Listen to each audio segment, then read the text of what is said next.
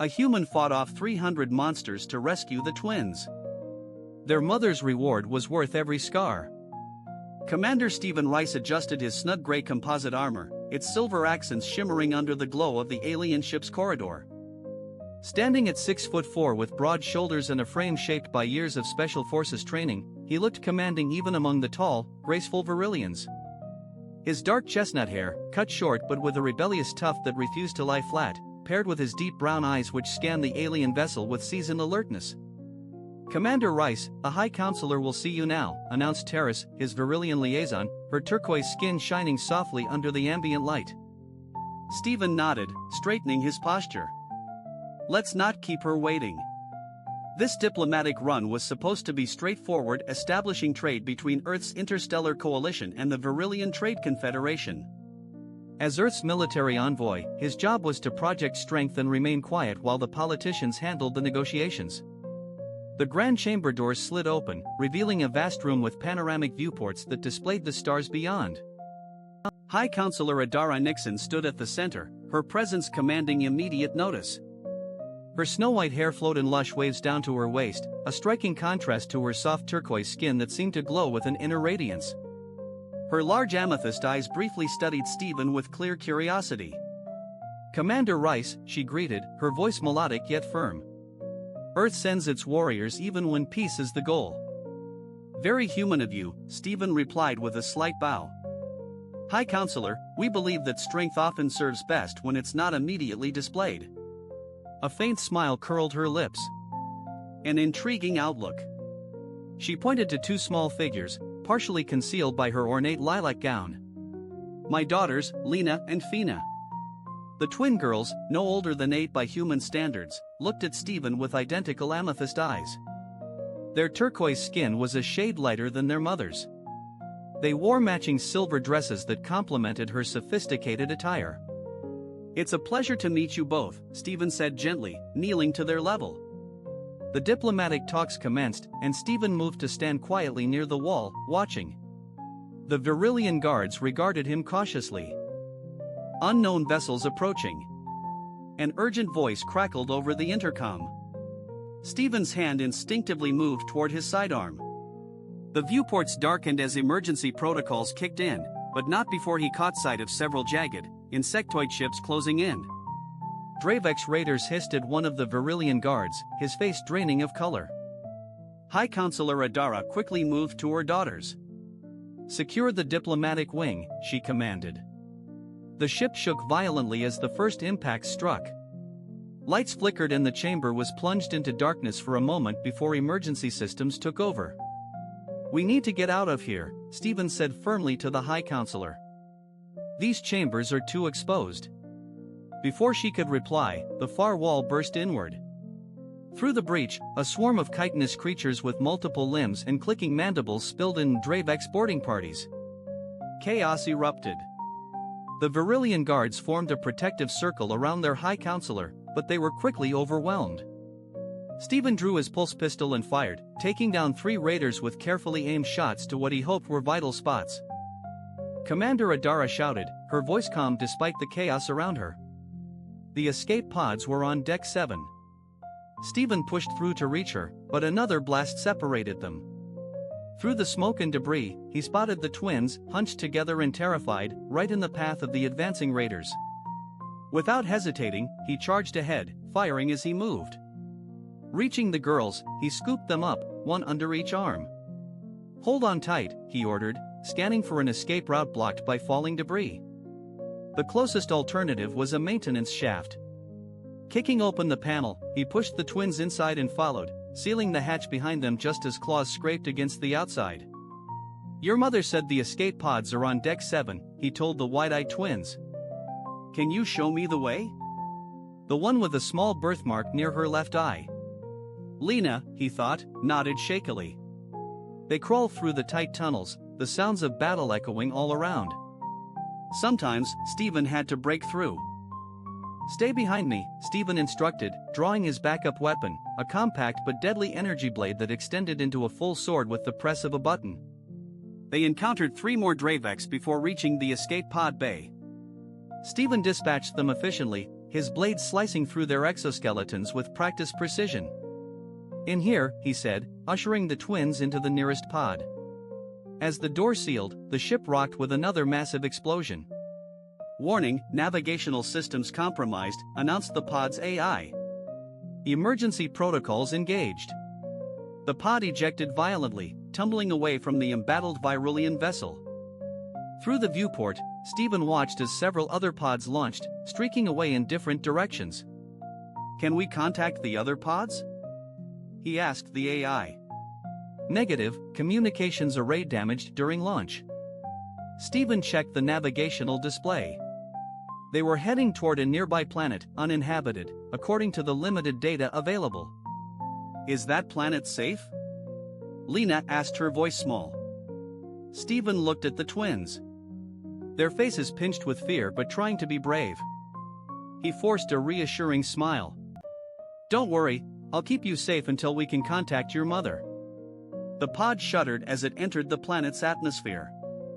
Warning systems blared about the heat shield's breach. Stephen fastened the twins into their crash harnesses and prepared himself. "Hold tight," he said as the ground rushed toward them. The crash was brutal, jerking Stephen against his restraints before darkness took hold. When he woke up, a pounding headache and the metallic taste of blood filled his mouth. The inside of the escape pod was bathed in the ominous red glow of emergency lights. Systems beeped irregularly, flashing damage alerts and environmental warnings. A small voice called out, "Commander Rice." Lena and Fina curled together in their seats, eyes wide with fear but unharmed physically. "I'm fine," he told them, loosening his harness and grimacing at the sharp pain in his ribs. "Probably cracked, but he'd dealt with worse." "Are you both okay?" They nodded together, their white hair bouncing with the movement. Stephen checked the pod's systems. Life support was working, but communications were down. The navigation display indicated they had crash-landed in a thick jungle area of the unknown planet. According to the atmospheric sensors, the air was breathable, at least for him. "Not sure about Virillion biology. Can you breathe the air here?" he asked the twins. "Yes," Fina replied. The quieter of the two finding her voice, "Our environmental requirements are similar to yours." A heavy thud against the pod's hull made them all freeze. Something large was outside, investigating the crash. Through the viewport, Stephen caught a glimpse of scaled hide and gleaming teeth. "Looks like we've got company," he muttered, retrieving his energy blade and checking the charge on his pulse pistol. "Only 3 shots left, not good."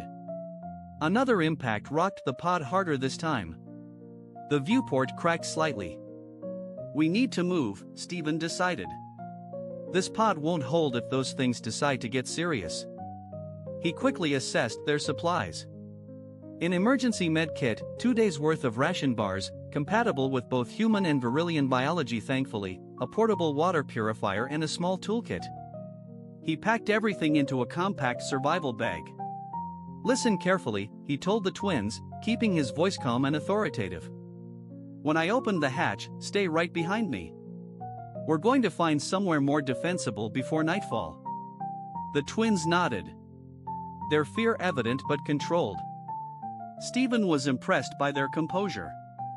They couldn't be more than 8 or 9 in human years. "Ready?" He reached for the emergency release handle. "Ready?" They responded in unison. Stephen swung the hatch open and leapt out. The energy blade lit up, humming with deadly intent. 3 reptilian beings, each as tall as a small horse, with jagged teeth and whip-like tails, froze for a brief moment at his sudden appearance. "Move!" he yelled to the twins, who darted out behind him. The biggest one recovered fast and charged with surprising speed. Stephen sidestepped and swung his blade in a sharp arc, cutting off the creature's head. The other 2 circled warily, hissing and flaring colorful frills around their necks. "Back away slowly," Stephen urged the twins.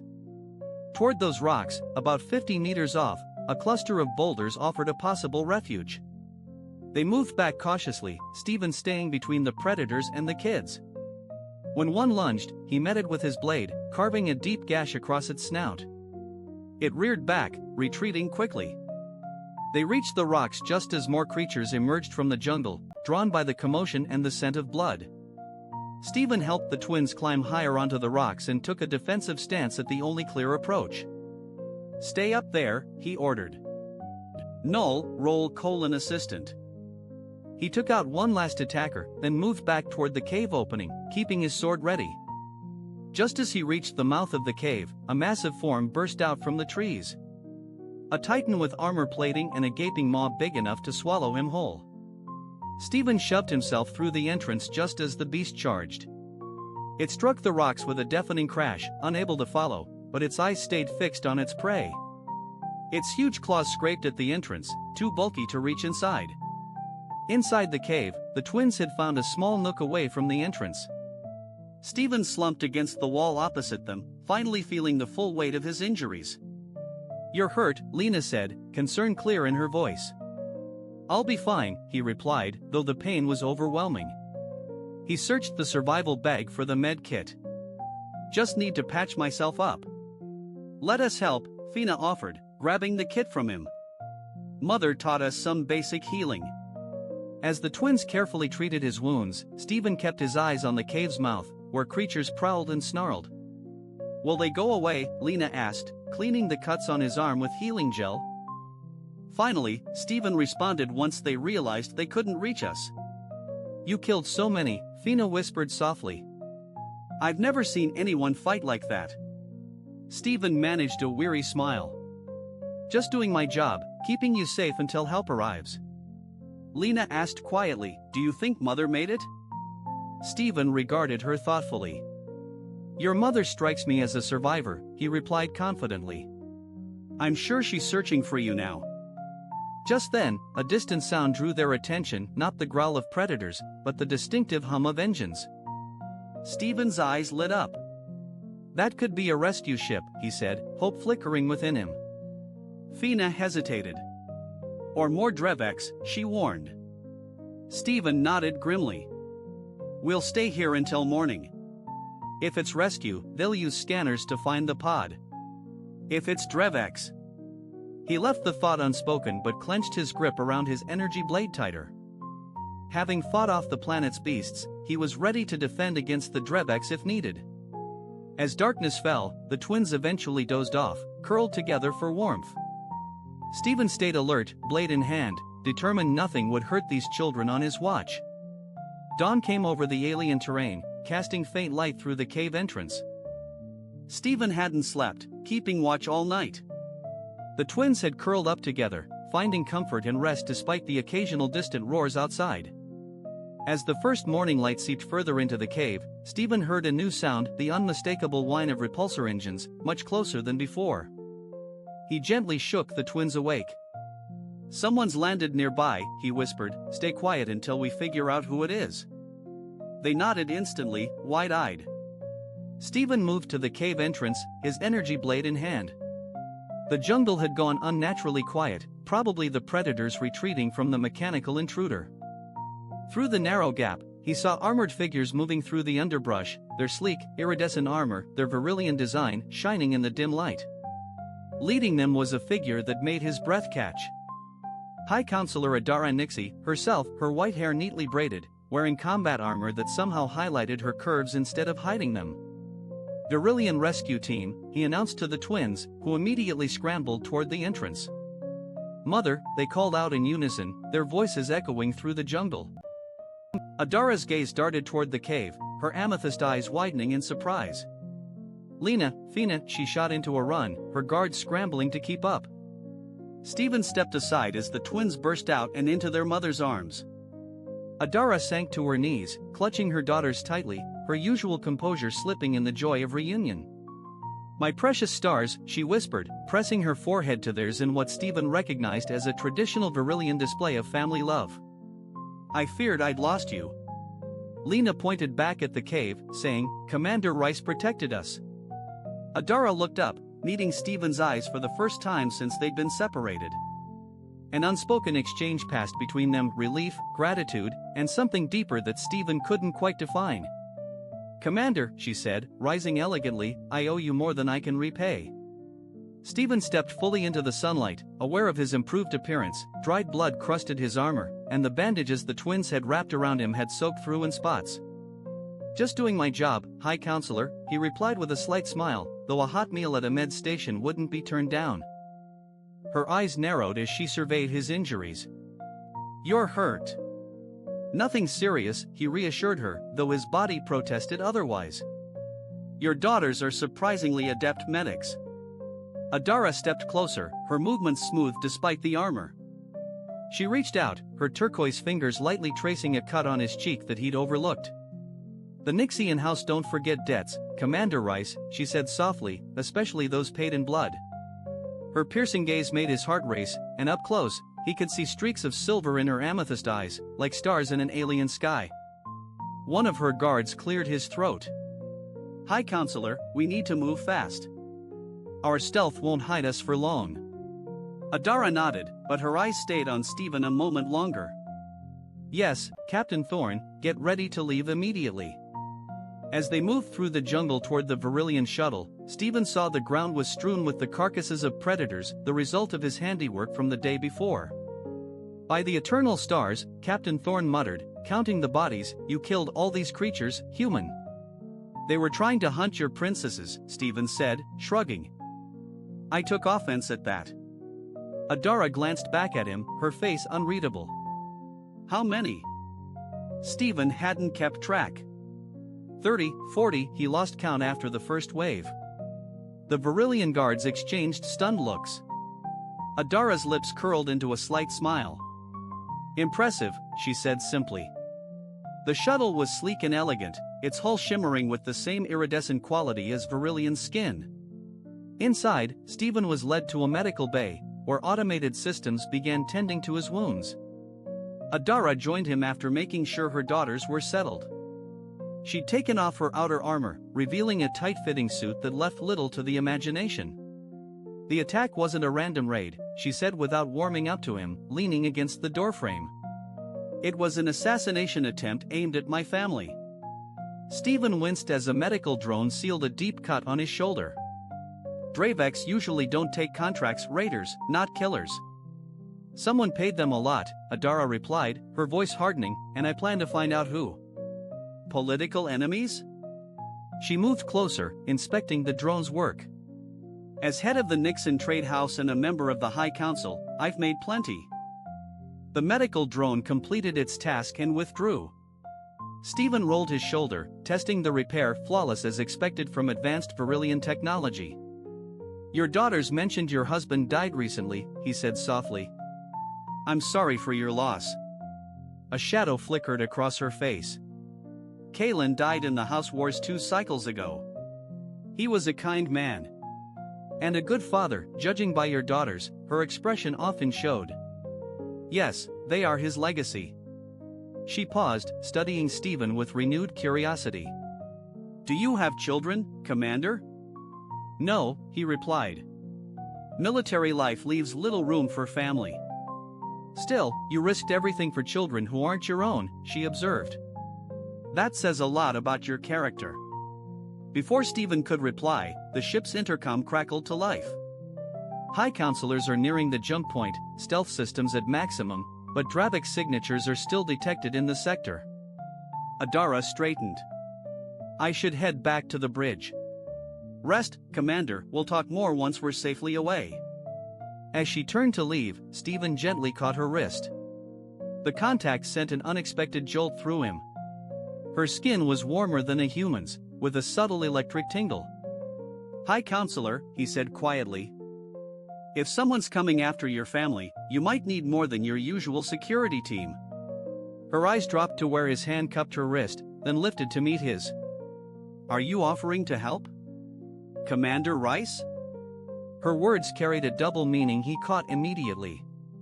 The space between them seemed to hum with unspoken potential. "I'm pretty good at taking out threats to what I care about," he said with a half smile, his gaze steady. Adara's lips parted just a little. Her free hand moved to rest against his chest. Beneath the thin medical gown, he could feel the warmth of her palm. "Yes," she whispered. "I've seen what you're capable of." Her eyes roamed over his body, stopping on his freshly healed wounds. With 300 years of Virillion evolution, none of my guards could have done what you did.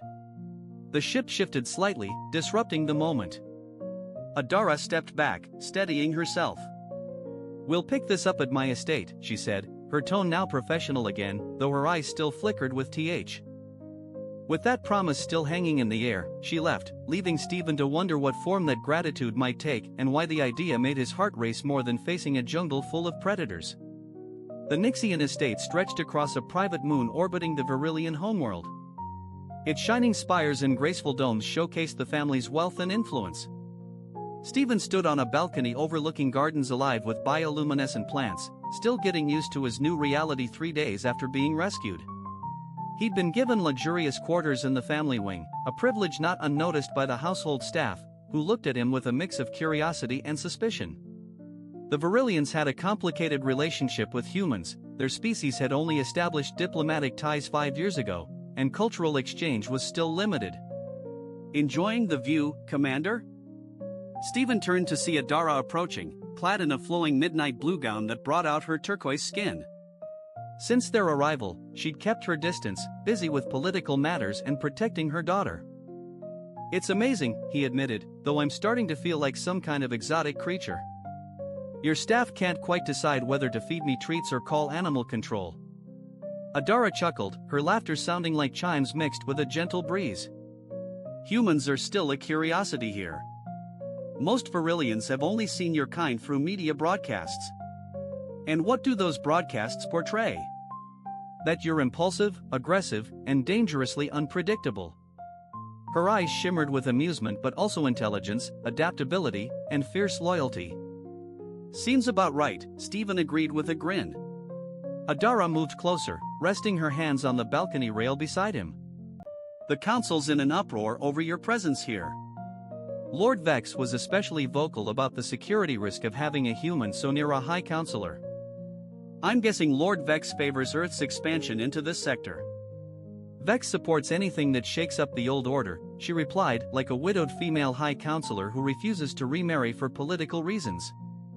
Stephen studied her profile, admiring the elegant curve of her jaw and the faint glow that seemed to shine beneath her skin in the twilight. "I'm surprised your society allows women to hold power, yet still expects them to marry for political gain. Evolution and tradition don't always move at the same pace, do they?" She said softly with a slight smile, "We shed many outdated customs, but some still linger, especially among the older houses." A peaceful silence settled between them as they watched the twin moons ascend over the horizon. "I've been looking into your heroics," Adara finally said. "The surveillance drones in my shuttle recorded what happened after your night on that planet. You didn't just take down 30 or 40 predators, Stephen." He raised an eyebrow at her use of his first name. "No. You exterminated 178. Her eyes met his, sharp and filled with something that made his heartbeat quicken. The biological survey team identified 12 distinct apex predator species among the fallen, 3 of which were previously unknown to science. Stephen winced slightly. "I was motivated," he admitted. Adara turned to face him fully. "In Virillion culture, there's a sacred tradition dating back to our pre-space days. When someone saves a life, especially a child's, it creates a bond that surpasses ordinary social agreements. We call it the Thalion, the life debt. It sounds serious." "It is," her voice softened. "You saved not just one child, but 2. My daughters, my legacy. By our oldest laws, I owe you a debt that can't be measured in wealth or favors." Stephen shifted, suddenly aware of how close they were standing. "I didn't do it expecting anything back, which only makes the obligation heavier." Adara moved a step closer, closing the space between them. "The traditional way to repay such a debt is through the Thalion bond ritual. It would make you an official member of House Nixon, with all the rights and protections that come with it." "I'm not sure Earth's diplomats would approve of me joining an alien noble house," Stephen said, though he found himself more curious than hesitant. "They've already agreed," Adara replied with a slight smile. "I spoke with your ambassador Holden this morning. He seemed quite eager to deepen human-Virillion relations through such a personal bond." Stephen couldn't stop himself from laughing. I bet he was. Holden's been trying for years to get a human into Virillion nobility. There's something else you should know, Adara continued, her tone turning more serious. The Thalian bond isn't just political, it's personal. The way she emphasized that word made a shiver run down Stephen's spine. Personal. In ancient times, when a warrior saved a family member, it was seen as a sign of their genetic worthiness. Her fingers traced a lazy pattern on his forearm. The bond was forged through a physical union, ensuring the protector's strength would be inherited by future generations. Stephen swallowed hard, suddenly acutely aware of the heat coming from her body. That's quite a tradition. It's rarely practiced fully these days, she admitted, but given the extraordinary circumstances and your remarkable actions, her eyes locked on his with unmistakable yearning, I find myself drawn to the old ways. Before Stephen could say anything, the door to the balcony slid open, and Captain Thorne stepped in with a stiff bow. High Counselor, forgive the interruption, but the Council has called an emergency meeting regarding the Dravex incident. Your presence is needed. Adara's expression instantly cooled, her political mask slipping back into place. Very well, Captain. Get my shuttle ready. As Thorne backed away, Adara turned to Stephen again. Think over my proposal, Commander. The ritual will happen during the Ascension Festival, in 3 days. She leaned closer, her lips brushing his ear. And remember, while politics requires the bond, my interest in it is purely personal. With that tempting hint, she left, leaving Stephen to ponder a future far different from what he'd envisioned when he took this diplomatic role. Later that evening, as Stephen dined with the twins in their private garden, he was swamped with questions about Earth and human customs. Is it true humans only live for 100 years? Lena asked, eyes bright with curiosity. If we're lucky, Stephen replied, amused by their eagerness. That's so short, Fina said. Virillions live for 500 years or more. Mother says you're going to become our Thalian guardian, Lena added, switching topics with that innocent directness. Does that mean you'll stay with us forever? Stephen almost choked on his drink. Your mother talked about this with you? The twins nodded together. She said you'd be part of our house through the sacred ritual. Fina explained that you'd be our protector and family. And that we should call you Stephen instead of Commander Rice, Lena added. Stephen set down his glass, moved by their enthusiasm.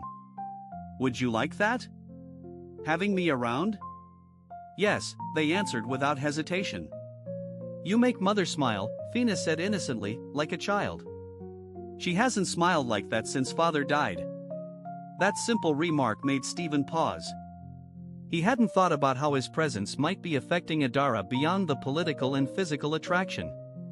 The idea that he might be helping her heal from her loss added a new layer to their connection he hadn't expected. As the twins kept firing questions about Earth customs and human biology, Stephen found himself warming to the idea of the Thalian bond. Not just for the political edge or Adara's personal wish, but for the chance to belong somewhere real, to be part of a family, to find a purpose beyond just the next mission. By the time he saw the twins back to their chambers, his decision was clear. The day before the Ascension Festival, Stephen found himself wandering the estate's private archives, a vast room filled with holographic data crystals and old paper tomes. He'd asked for access, claiming he wanted to learn more about Virillion culture before the bonding ceremony. But honestly, something had been bothering him since his talk with Captain Thorne that morning. Thorne had mentioned, in a tone uncharacteristically hesitant for the usually stoic officer, I served Lord Kalen loyally for 15 years before he died. Stephen had responded, Adara said he died in the House Wars, that's the official record. Thorne looked around cautiously before continuing, there are irregularities in the medical reports. Irregularities that High Counselor Adara has classified at the highest level. Now, Stephen was digging through historical records of the House Wars, searching for anything that might back up Thorne's suspicions. The conflict had been fierce but short-lived, a territorial dispute between 5 noble houses that spiraled into open war before the High Council stepped in.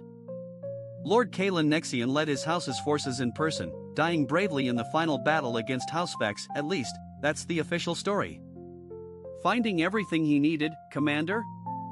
Stephen turned around to see Merrick, Adara's chief advisor, watching him with thinly veiled suspicion. The older Virillion man had made his disapproval of Stephen's presence in the household pretty clear. "Just brushing up on some history," Stephen said casually, "don't want to embarrass myself or the High Counselor tomorrow." Merrick's eyes darkened.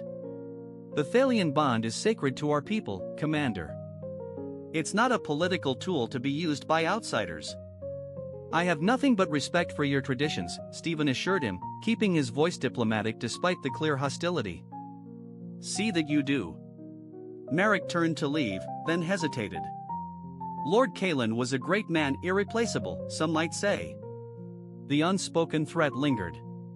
After Merrick was gone, Stephen refocused on his research with renewed resolve. 3 hours later, he found what he'd been searching for. A sealed medical file that his diplomatic override codes could just barely access. The contents confirmed Thorne's suspicions. Kalen Nexian hadn't fallen from battle wounds, he'd been poisoned with a neurotoxin that mimicked the effects of a Vex energy weapon. Someone had orchestrated his assassination and masked it as a war casualty. "I wondered if you'd uncover that." Stephen spun around to see Adara standing in the doorway, her expression unreadable. She wore a simple silver dress that shimmered as she moved toward him. "You knew," he said, not a question but a statement. "Of course I knew," she sighed, sitting into a chair opposite him. "I ordered the investigation myself. Why keep it secret?" "Politics," she replied with a bitter twist of her mouth. "If I had publicly accused House Vex of assassination instead of legitimate warfare, it would have reignited the conflict. The council had just brokered peace, millions would have died in a renewed war," she explained. Stephen studied her face, searching for deception but only seeing old pain. "You sacrificed justice for your husband to prevent more bloodshed." "I sacrificed immediate justice," she corrected. "Not justice entirely. I've spent 2 years gathering evidence, forming alliances, strengthening my position on the council." It was then that Stephen realized. "The Thalian bond with me, it's part of your plan, isn't it? Having a human warrior tied to your house gives you an advantage." Adara's gaze flickered. "Don't assume you understand my motivations so easily, Stephen Rice. Yes, your role as Earth's military envoy provides political benefits. But if that was all I cared about, I could have chosen a dozen Virillion warriors." She stood and moved toward him with effortless grace, resting her hands on the armrests of his chair, effectively pinning him. The scent surrounding her, something like jasmine mixed with ozone, overwhelmed his senses.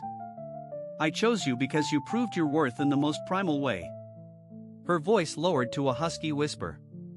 "You protected my children with a ferocity that even our top warriors would envy. You killed nearly 200 apex predators with only blades in sheer resolve." Her face was now inches from his, her amethyst eyes intense. "And yes, I find you physically compelling in ways I hadn't expected. The Thalian bonds serve multiple purposes, Stephen, just as they do for Kalen. My personal desire for you is another. Are these things mutually exclusive?" Stephen kept her gaze.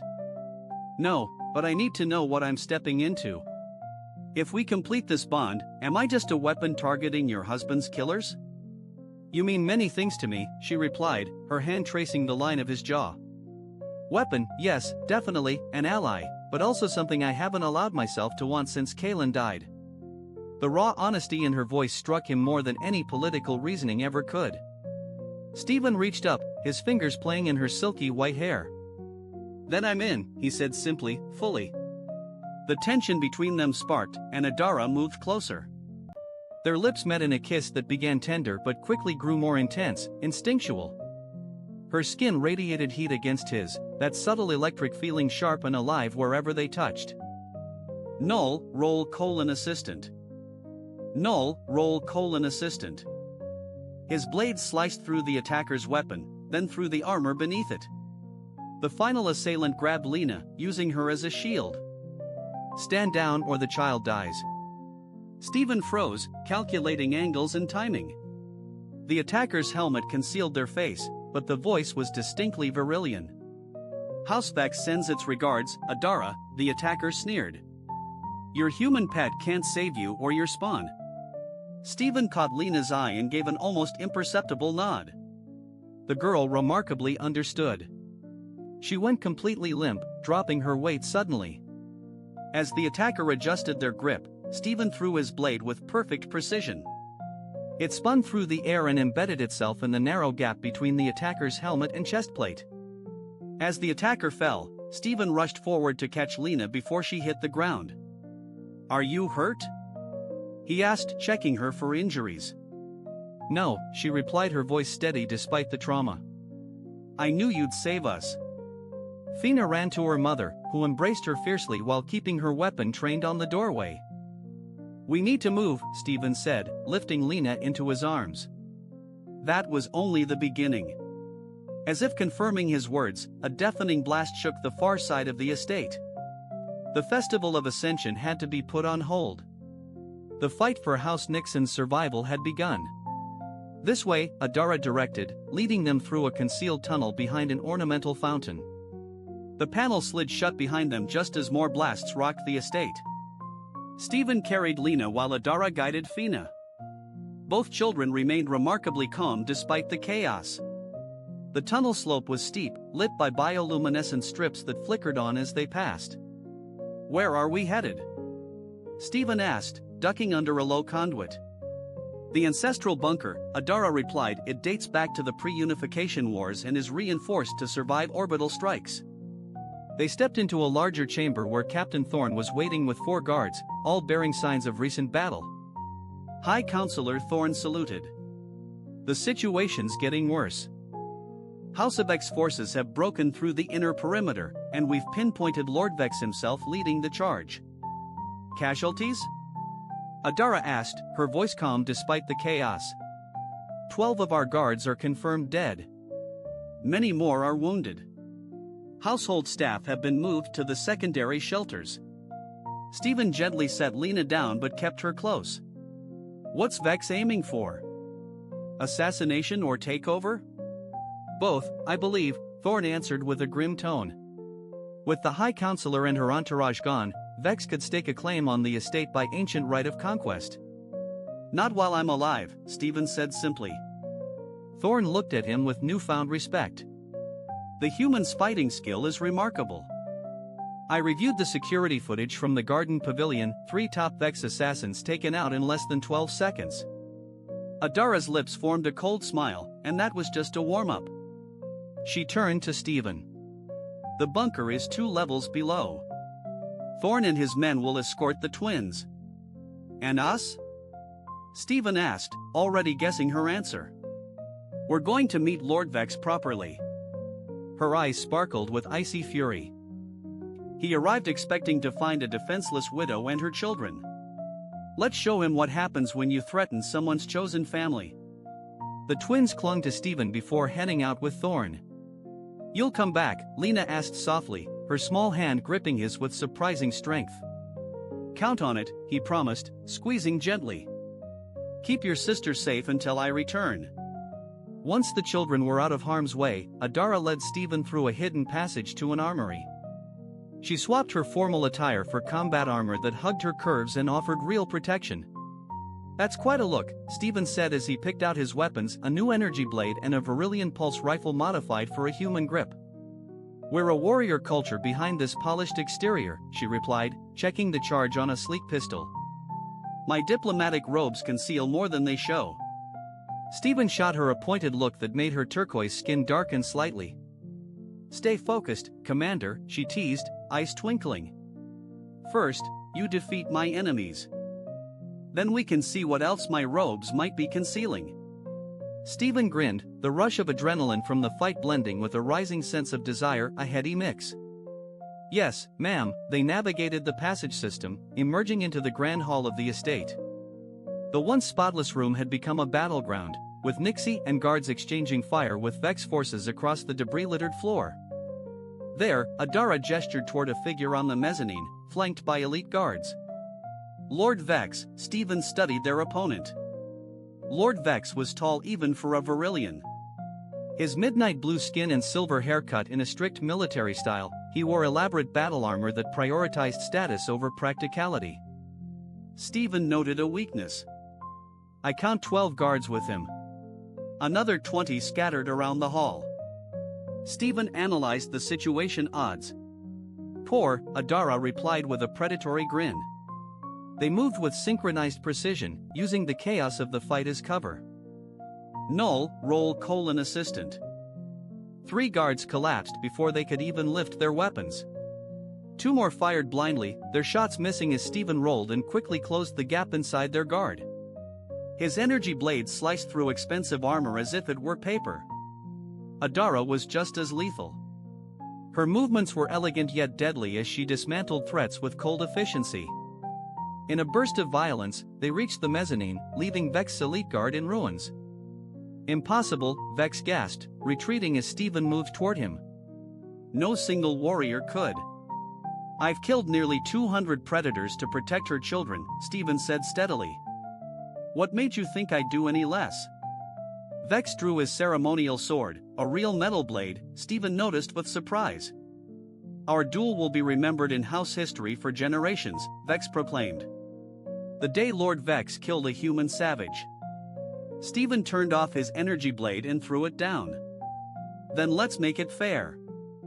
Null, roll : assistant. An elder Virillion woman in intricate robes stood at the entrance to the Grand Hall, flanked by council guards. Lord Vex, you stand accused of murder, conspiracy, and breaching the House War Accords. As the guards seized Vex, Adara stepped toward Stephen, her eyes shining with feelings too complex to name. You could have ended him, she murmured softly. Why didn't you? Because I'm more than just a weapon, Stephen replied, sheathing his knife, and neither are you simply a widow chasing revenge. We're better than that, together. The fire of battle still flickering in their veins found a new spark as Adara pulled him into a fierce kiss, ignoring the council members and guards watching. When they finally separated, both gasping for breath, she pressed her forehead to his in the traditional Virillion gesture of profound intimacy.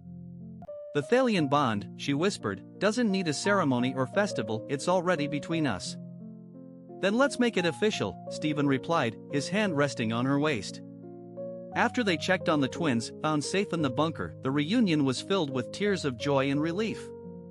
As the family embraced, Stephen sensed a change inside him, a feeling of belonging he'd never known before.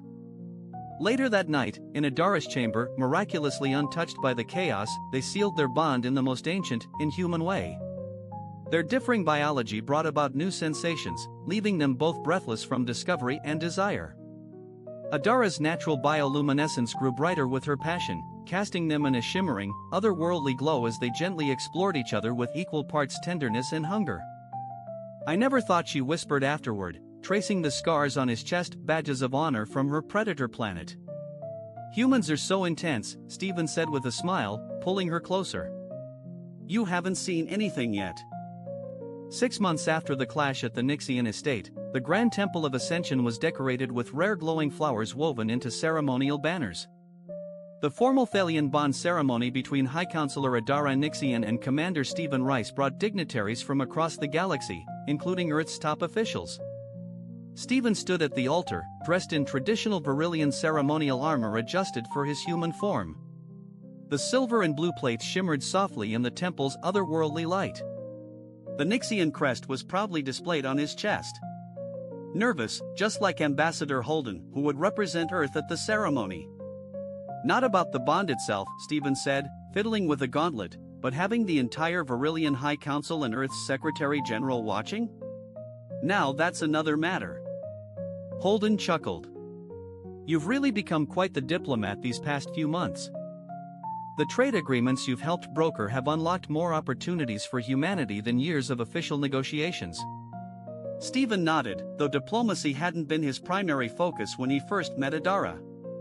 Their relationship had grown from hesitant allies to passionate lovers and finally true partners, surpassing both human and Virillion expectations.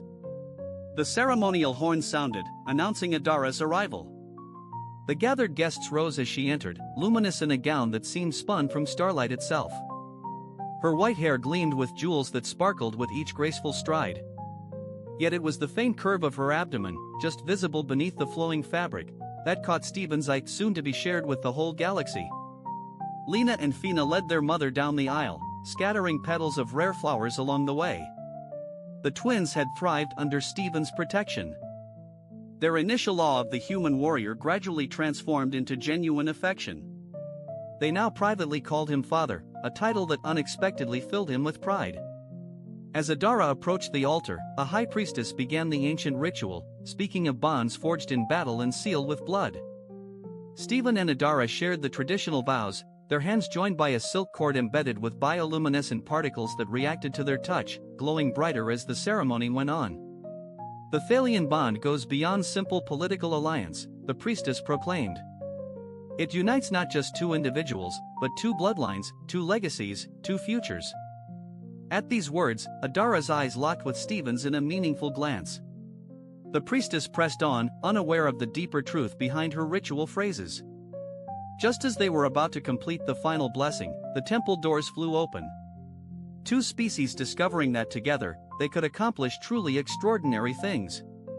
As little Kaelin Yan settled against his mother's chest, Stephen reflected on the journey that had brought him here, from a diplomatic mission gone awry, to a desperate night fighting alien predators, to becoming the consort of a high-ranking Virillion counselor and father to the galaxy's most unlikely child. Every scar had truly been worth it. Captain Thorne burst in, his armor marked with fresh scorch scars. High Counselor, Commander, Lord Vex has escaped custody. A gasp rippled through the assembly. Vex had been awaiting trial in the Council's most secure facility, and escapes like this seemed impossible. He's heading toward the temple with mercenaries, Dravex raiders and hired guns from the outer systems. Stevens's hand instinctively went to the ceremonial sword at his hip, still functional despite its ornate look. Are evacuation protocols in progress?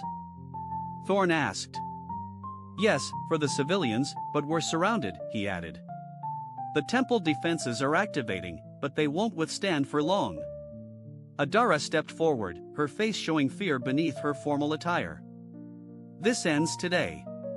Vex won't threaten my family again. Stevens turned to Ambassador Holden. Now might be a good moment for that surprise you mentioned. Holden's grim smile flickered as he activated his comm unit. Valkyrie Squadron, execute Protocol Thunderbolt, he ordered.